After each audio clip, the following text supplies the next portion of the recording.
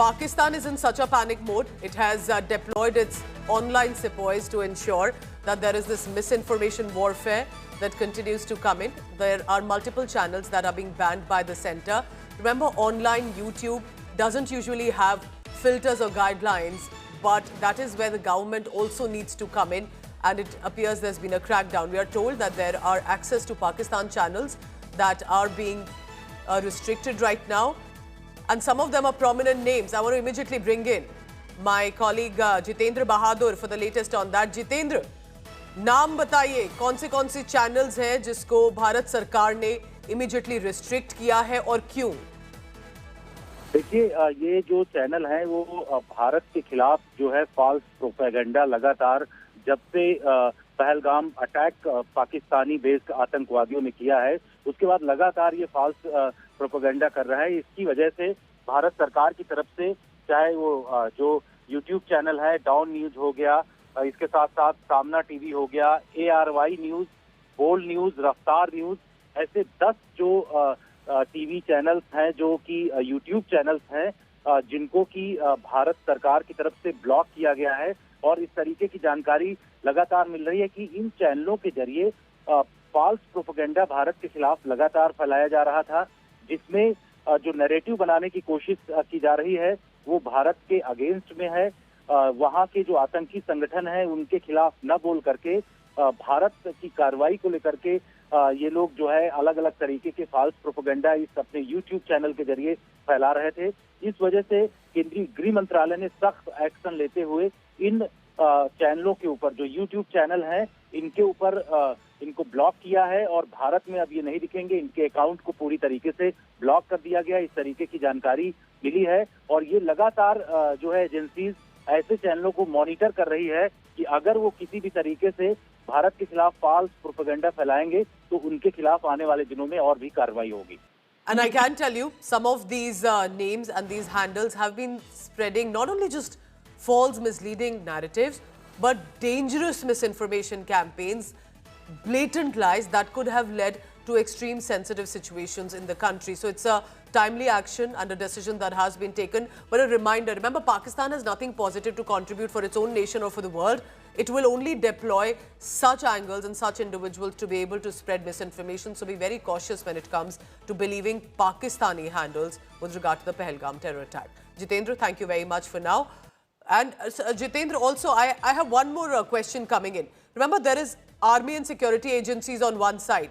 क्या हम एक्सपेक्ट करें कि ऑन ग्राउंड तो जिस तरह का एक्शन होगा, लेकिन ऑनलाइन और एक्शन सरकार लेगी, एजेंसीज ट्रैक करती रहेंगी? क्योंकि ये तो नोन नेम्स हैं।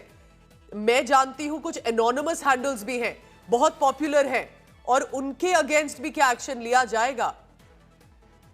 और बिल्कुल पूजा, जिस तरीके से केंद्र सरकार, केंद्रीय गृह मंत्रालय की तरफ से ये कदम बढ़ाया गया है, आने वाले दिनों में बहुत सारे ऐसे जो हैं जो ISI की सतह पर जो प्रोपेगेंडा फैलाने वाले जो यूट्यूब चैनल्स हैं या फिर ट्विटर अकाउंट हैं, उनको भी ब्लॉक किया जाएगा। क्योंकि इस तरीके से भारत के खिलाफ ये लोग अलग अलग तरीके का नैरेटिव बनाने की कोशिश कर रहे हैं। पहलगाम अटैक हुआ है, ये सभी जानते हैं, भारत के पास ऐसे तमाम सबूत हैं। NIA अब इस पूरे मामले की जांच करना शुरू कर चुकी है।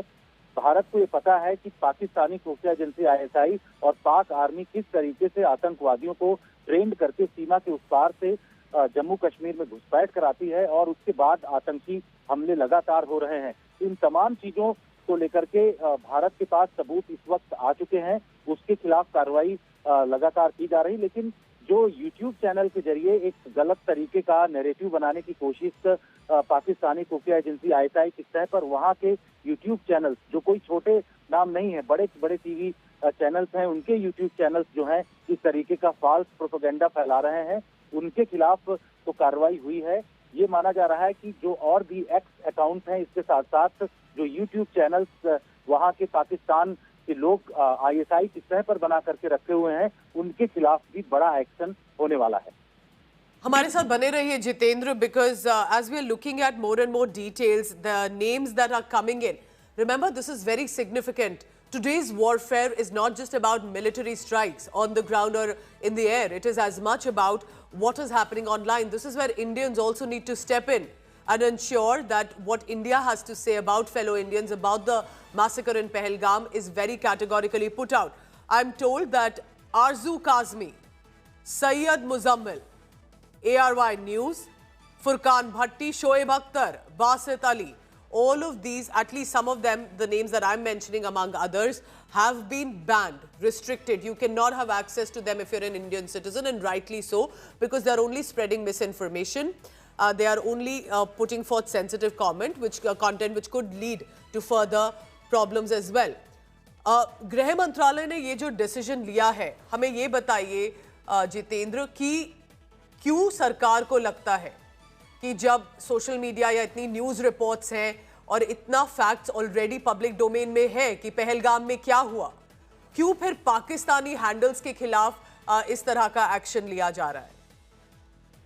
देखिए, पाकिस्तानी हैंडल्स जो है वो लगातार भारत के खिलाफ फॉल्स प्रोपेगेंडा उनकी तरफ से फैलाया जा रहा था। पिछले कुछ दिनों से हमने देखा है कि भारत जिस तरीके से सबूत दे रहा है कि पाकिस्तान जो है कैसे जम्मू कश्मीर में आतंकवादी हमला करता है, इसके साथ ही जो बैसरान घाटी में हुआ वहां पर सीधे सीधे पाकिस्तानी आतंकवादियों का हाथ है और उसके पूरे सबूत एनआईए के पास इस वक्त आ चुके हैं। जो हमारे सोर्स बताते हैं, एनआईए ने ये साफ तरीके से उनके पास जानकारी है कि पाकिस्तानी आतंकी किस तरीके से, किस रूट से यहाँ पर पहुंचे, उनके डिजिटल फुटप्रिंट भी मिल रहे हैं।